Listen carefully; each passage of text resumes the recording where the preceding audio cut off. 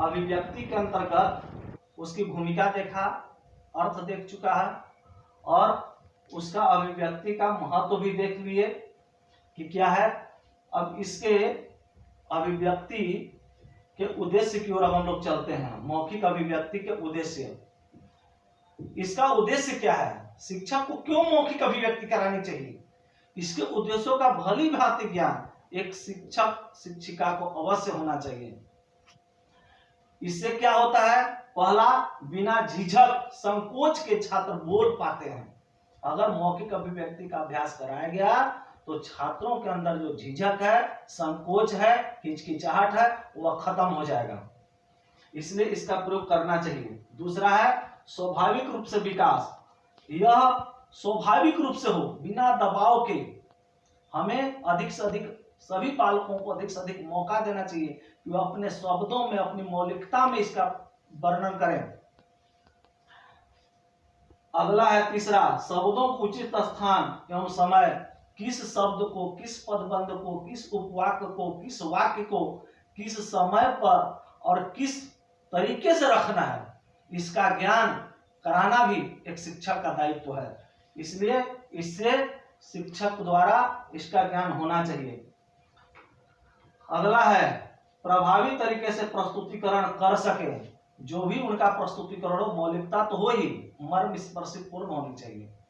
उसमें प्रस्तुतिकरण ऐसा हो जो लगे कि हास्य के जगह पर हम हास्य की स्थिति में बोल रहे हैं, श्रृंगार रस में हम श्रृंगार वाला भाव रख रहे हैं, जहां पर हमारा वीर रस है वहां पर हम वीरता पूर्ण अपनी बातों को रख रहे हैं। इस प्रकार से उसका जो प्रस्तुतिकरण हो वह प्रभावपूर्ण होना चाहिए।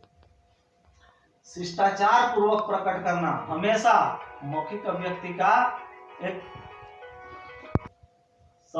सबसे बड़ा जो है, इसको शिष्टाचार का ज्ञान अवश्य कराना चाहिए। मौखिक अभिव्यक्ति का एक प्रमुख उद्देश्य है शिष्टाचार का ज्ञान अपने छात्रों छात्राओं में कराना।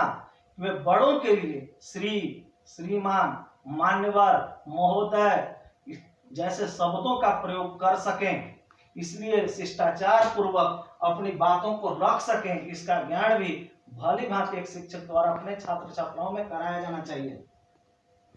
अगला है छठा, बालकों से पूछे गए प्रश्नों का शुद्ध एवं पूर्ण उत्तर दे सकना। वे जो भी प्रश्न के उत्तर दें, जो भी प्रश्न पूछा जाए उसके उत्तर व्याकरण सम्मत होने चाहिए, शुद्ध होने चाहिए और पूर्ण वाक्य में होने चाहिए। जैसे अगर हम पूछते हैं कि भारत के प्रधानमंत्री कौन है, मैंने पूर्ण वाक्य में पूछा, ये नहीं पूछा कि प्रधानमंत्री कौन है, जिससे संदेह होगा कि ऑस्ट्रेलिया के प्रधानमंत्री, के भारत के प्रधानमंत्री, कि इंग्लैंड के प्रधानमंत्री। मैंने स्पष्ट पूछा है कि भारत के प्रधानमंत्री कौन है, तो बालक भी उचित जवाब देगा। पूर्ण वाक्य में ही स्वीकार करना है कि भारत के प्रधानमंत्री श्री नरेंद्र दामोदर दास मोदी हैं या भारत के प्रधानमंत्री श्री नरेंद्र मोदी हैं। इस प्रकार से शुद्ध रूप से हमें उत्तर स्वीकार करना है और पूर्ण उत्तर स्वीकार करना है। अगला है छठा, उचित भाव भंगिमाओं का ज्ञान होना चाहिए। अपने छात्र छात्राओं में मौखिक अभिव्यक्ति के द्वारा उचित भाव भंगिमा, किस अवसर पर हमें गद्य में किस शैली पर कैसा भाव रखना है, पद्य में किस शैली पर कैसा भाव रखना है, उचित वह उसका अभिव्यक्ति कर सकें। इसलिए उचित भाव भंगिमाओं का ज्ञान उन्हें अवश्य कराया जाना चाहिए। अगला है सातवां, मर्म स्पर्शी प्रस्तुतिकरण। जो भी प्रस्तुतिकरण हो वह अगले के हृदय को छूने वाला हो। सत्यम ब्रूयात लेकिन प्रियम ब्रूयात। सच बोलिए लेकिन प्रिय तरीका से बोलिए, जिससे दूसरे के हृदय को प्रभावित कर सके। इसलिए अपनी जो वाणी है उसमें मर्म स्पर्श होना चाहिए। नेक्स्ट आठवां, मौलिकता युक्त हो। हम जिस वातावरण में हैं उसका हमें ध्यान होना चाहिए कि हम विद्वानों के बीच में हैं, वाद विवाद के जगह पर हैं, अपने गांव में हैं। जहां पर हमारा जैसा वातावरण है उसके अनुरूप हम अपनी शैली में रखेंगे, मौलिकता के साथ रखेंगे, किसी प्रकार का अलंकरण का प्रयोग नहीं करेंगे, अलंकरण से बचना चाहिए। अगला है विचारों में क्रमबद्धता, सुसंबद्धता। हमारे जो विचार वो क्रमबद्ध तरीके से हो, हमारा जो पद हो, वाक्य के पद वह क्रमवत हो। इसलिए हमें जो विचार भाव रखना है वह जहां तहां से नहीं रहने चाहिए। इसका शिक्षक को भली भांति ज्ञान होना चाहिए कि छात्रों में जो भी मौखिक अभिव्यक्ति कराया जाए वह क्रमबद्ध हो और सुसंबद्ध, एक दूसरे से जुड़े हुए हो, एक दूसरे से निकल करके विकसित हुए होना चाहिए। अगला है 10वां, उचित शैली का ज्ञान। किस शैली में अपनी बातों को रखना है। अगर विरस है तो विरस की शैली में हो, अगर हास्य वाला में है तो हास्य रस की शैली में हो, श्रृंगार रस में है तो श्रृंगार रस की शैली में हो। तो जिस रस है उसी रस में हमें अपनी बातों को उसी शैली में रखने की जरूरत है। इसलिए उचित शैली का ज्ञान अवश्य कराया जाना चाहिए। 11वां, शुद्ध उच्चारण, उचित स्वरागतम, स्वरों का उतार चढ़ाव का ज्ञान होना चाहिए। हमेशा एक शिक्षक को ध्यान रखना चाहिए उसका जो उच्चारण हो, शिक्षक का उच्चारण तो शुद्ध हो ही, छात्रों के शुद्ध उच्चारण पर अधिक से अधिक ध्यान रखना चाहिए। उचित आरोह अवरोह का ज्ञान होना चाहिए, उचित स्वर का आघात का ज्ञान होना चाहिए। स्वराघात, अगर हमको बोलना है बड़ी ऊ की मात्रा तो स्पष्ट बोले बहु, जिससे पता चले कि मैंने अधिक समय लिया, जिसका अर्थ होता है पुत्रवधू। हमने अगर हर्षऊ लगाया है तो बहु मतलब बहुवचन, बहुमुखी, बहुभुज। इसलिए हमें स्वर का, दीर्घ स्वर है, हर्ष स्वर है, उच्चारण स्थान कहाँ है, उस उच्चारण स्थान के अनुरूप हमारी ध्वनि भी निकलना चाहिए। इसलिए स्वरों का उतार चढ़ाव का उचित ज्ञान हो। अब हम लोग देखते हैं मौखिक अभिव्यक्ति की उपयोगिता क्या है। मौखिक अभिव्यक्ति के द्वारा बालक के व्यक्तित्व का विकास का यह सुंदर साधन है। इसके द्वारा ही बालक अपनी समस्त क्रियाओं का संचालन करता है। उसके अंदर का निखार, उसके अंदर का जो गुण है, क्षमता है, उसके अभिव्यक्ति का साधन मौखिक अभिव्यक्ति है। इसलिए यह सबसे सुंदर साधन कहा गया है मौखिक अभिव्यक्ति को। अब मौखिक अभिव्यक्ति का शिक्षण कैसे कराया जाए, बालकों में मौखिक अभिव्यक्ति का विकास कराने के लिए किन किन साधनों का प्रयोग किया जाए, किन किन तरीकों का प्रयोग किया जाए, अब हम इसके बारे में जानकारी प्राप्त करेंगे।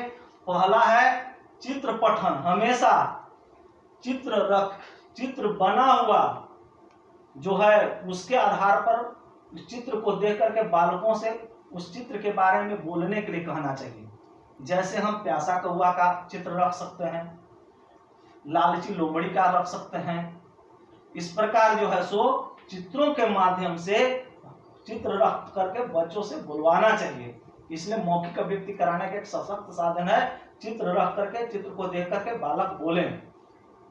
अगला साधन है कहानी कथन। कहानी जो भी हो वह ऐसी कहानी हो जिसके द्वारा उनके अंदर सद्विचार का विकास हो, सद्भावना का विकास हो, वे समाज के लिए उपयोगी बने, मानव जाति के लिए सुसभ्य बने, मानव जाति उन पर गर्व कर सके। ऐसी कहानी का हमेशा चयन करना चाहिए। लोक कथा का चयन कर सकते हैं, महापुरुष के जीवनी का हम चयन कर सकते हैं।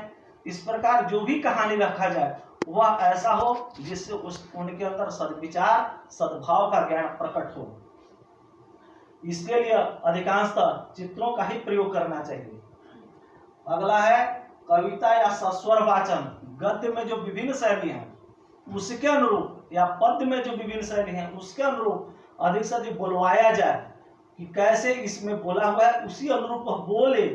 कि राजा कैसे बोल सकता है, सेवक को कैसे बोलना चाहिए, एक बालक माँ से बोलेगा तो किस शैली बोलेगा, माँ एक बच्चे से बोलेगा तो किस शैली बोलेगा, एक संत जब किसी डाकू से बोलेगा तो कैसे बोलेगा, डाकू किसी संत से बोलेगा तो कैसे बोलेगा। इस प्रकार से गद्य की जो विभिन्न विधाएं हैं, जिस रूप में उसके अंदर लेखक द्वारा प्रकट किया गया भाव, उसी भाव में बोलवाने का, अभिव्यक्ति, मौखिक अभिव्यक्ति कराने का प्रयास शिक्षक को करना चाहिए। अगला है अभिनय अनुकरण। छोटे छोटे नाटक, एकांकी। एकांकी मतलब एक भाग। रामायण बहुत बड़ा है, हम एक भाग तो उसमें कर सकते हैं। तो राम का वनवास, सीता का हरण, लक्ष्मण परशुराम संवाद, तो हम नाटक एकांकी के द्वारा बालकों से हम इसको बुलवाएंगे, अभिनय कराएंगे। और अभिनय करा करके जो बालक सुनेंगे वे उसको ग्रहण करेंगे, अनुकरण करेंगे, फिर वे भी उस लय गति में बोलने का प्रयास करेंगे। इस प्रकार अभिनय कराया जाना चाहिए और उसका अनुकरण कराने का प्रयास करना चाहिए। अगला है वाद विवाद चर्चा। हमेशा एक निश्चित विषय पर जब समूह में बांट करके जब चर्चा होता है तो उसे हम वाद विवाद कहते हैं। इसका विषय पहले से निश्चित होता है। अब चर्चा जो होता है यह किसी भी तत्कालीन समस्याओं पर आधारित हो सकता है और इसके लिए शिक्षक को कोशिश करना चाहिए कि ग्रुप में न बटे। अगर छोटे कक्षा हो तो हर एक बालक को मौका देना चाहिए, वे स्वतः आवे, एक विषय को रख दिए, उस विषय पर हर एक बालक अपने विचार रखेंगे, तो हर एक बालक को मौका देना चाहिए। एक शिक्षक को हमेशा ध्यान रखना है कि किसी चुने हुए बालक को नहीं, सभी बालक अधिक से अधिक मौके का व्यक्ति कर सकें। वाद विवाद चर्चा का यही उद्देश्य है। अगला है संगीत। हम जानते हैं कि बालक बहुत सा चीजों को वे संगीत के माध्यम से, गीत के माध्यम से सुनना पसंद करते हैं। जिस शैली में है उसी शैली में उसे रखा जाए। अगर गाया हुआ है तो गाया हुआ, जैसे अगर दोहा है तो दोहा शैली में हो, चौपाई है तो चौपाई शैली में हो, अगर जिस सोरठा है तो सोरठा शैली में हो। इस प्रकार गीत गाते हुए संगीतात्मकता के साथ प्रकट करवाना चाहिए। अगला है अंताक्षरी का आयोजन। हम शब्द अंताक्षरी का चयन कर सकते हैं, वाक्य अंताक्षरी का चयन कर सकते हैं। हम ग्रुप में बांट करके अंताक्षरी का प्रयोग करना चाहिए, जिससे बालक अधिक से अधिक किसी पद, कविता, कवि का नाम या विभिन्न विषयों पर अपने रख सकें और सभी इस पर अपना शब्दों का प्रयोग करें, मौखिक अभिव्यक्ति का प्रयोग करें। अगला है बाल सभा का आयोजन करना है। विभिन्न प्रकार के पद दे करके सबको अपने अपने बारे में बताना है कि क्या करना है, कैसे हमें अपना कार्यक्रम करना है, इसलिए बाल सभा का आयोजन करना है। सांस्कृतिक कार्यक्रम, किसी महापुरुष की जयंती है, कोई उत्सव है, कोई त्योहार है, तो हमें निश्चित रूप से उसके बारे में हम अधिक से अधिक बुलवाएं, उसके बारे में भाषण करवाएं, इसका प्रयोग करना चाहिए। अगला है स्वतंत्र आत्म प्रकाशन का अवसर। हमेशा एक शिक्षक को ध्यान रखना चाहिए कि छात्र जो भी करे स्वाभाविक तरीके से करे। बीच में कभी टोक टाक नहीं करना चाहिए कि छात्र तुम गलत बोल दिए। उससे क्या होगा, वो होपलेस हो जाएगा, वो निराश हो जाएगा कि मैं तो गलत बोलता हूँ, आगे वो नहीं बोल पाएगा। वो जिस रूप में बोले, यह तो शुरुआत है, भाषा सीखने का शुरुआत है मौखिक अभिव्यक्ति, इसलिए उसको स्वतंत्र रूप से बोलने का मौका देना चाहिए। बीच में कोई रोक टोक नहीं होना चाहिए, इसलिए स्वाभाविक तरीके से उस बालक को बोलने देना चाहिए। प्रश्नोत्तर का प्रयोग करना चाहिए।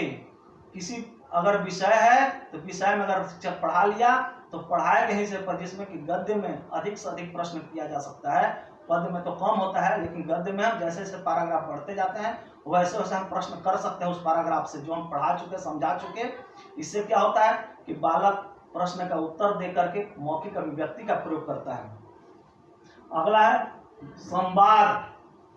हमेशा किसी न किसी विषय पर, तत्कालीन समस्याओं पर, जो हमारे महाविद्यालय की गतिविधि है उस पर हो सकता है, हमारे समाज की जो स्थिति है उस पर हो सकता है, समाज में कुछ कमी है उस पर चर्चा हो सकता है, तो कोई ना कोई विषय रख करके संवाद कराना चाहिए। आपस में छात्रों से संवाद कराना चाहिए, शिक्षक को उसकी निगरानी करनी चाहिए।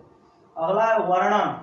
किसी न किसी विषय पर शिक्षक को हमेशा छात्रों से वर्णन करेगा। सप्ताह के अंत में शनिवार के दिन हम कर सकते हैं, इसलिए किसी न किसी विषय को दे करके उसके बारे में छात्र क्रमशः आवेंगे और अपने विचारों की अभिव्यक्ति करेंगे। मौखिक अभिव्यक्ति का यह भी एक साधन है। अगला है कवि दरबार या कवि सम्मेलन।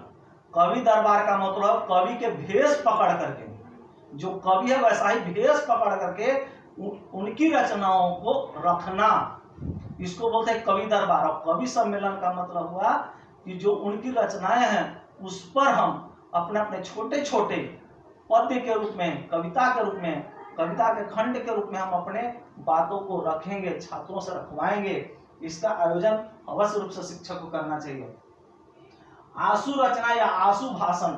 आशु रचना या आशु भाषण का मतलब है कि कोई विषय दे दिया गया, उस पर तुरंत ज्यादा समय नहीं देना है छात्रों को सोचने के लिए, तुरंत उससे उसके बारे में विचार। इससे क्या पता चलेगा कि वह कितना तेज है सोचने में, उसकी त्वरित मानसिक चिंतन क्षमता का पता चलता है, उसके आत्मविश्वास का पता चलता है। इसलिए यह कार्य भी होना चाहिए, आशु रचना या आशु भाषण का।